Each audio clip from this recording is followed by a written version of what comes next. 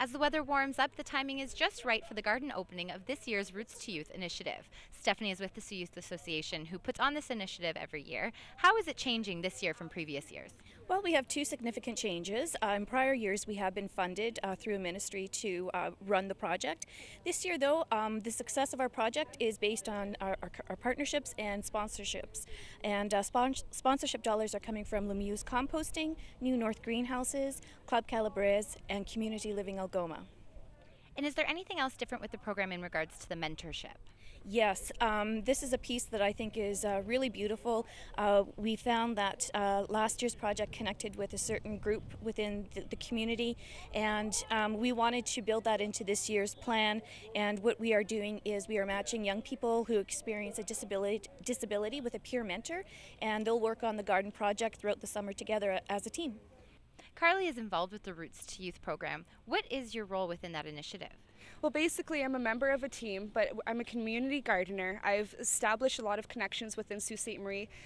With New North Greenhouse, we've got plant donations from them.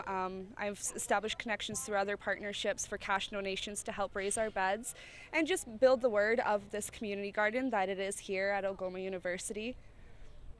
And why do you think that this is a worthwhile program to have in our community? Well, I mean, with the hunger problems that Canada faces, I mean, 1 in 6 children are going hungry these days in Canada, that I believe that food should be available and fresh food, not processed or fast food or anything. It should be fresh.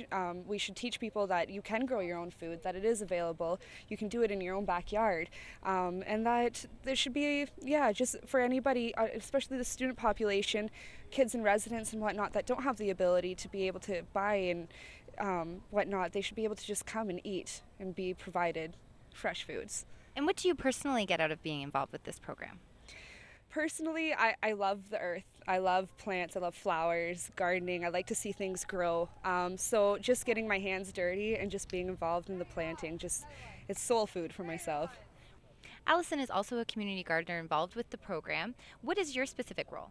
My role is actually to facilitate the mentorship between the youth participants. We have youth who have intellectual disabilities and youth who don't have them. So what my role is to get them to start thinking about themselves in context of the garden and in context of breaking down those barriers and the segregation between youth that youth experience regardless of disability or ability, and it's a way to empower themselves and to see themselves as agents of change in society. Carson is a gardener with the People's Garden. What's the purpose of community gardens?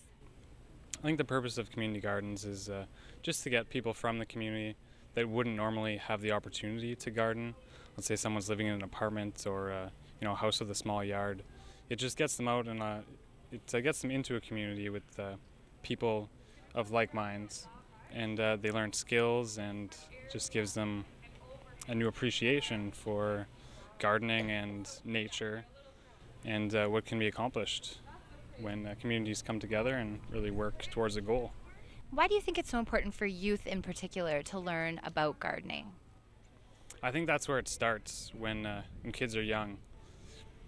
I mean, myself, I developed a passion for gardening later in my life, but I know when any child starts learning something at a young age, it sticks with them for the rest of their lives. And this agriculture and gardening, it's just a great skill. It's great.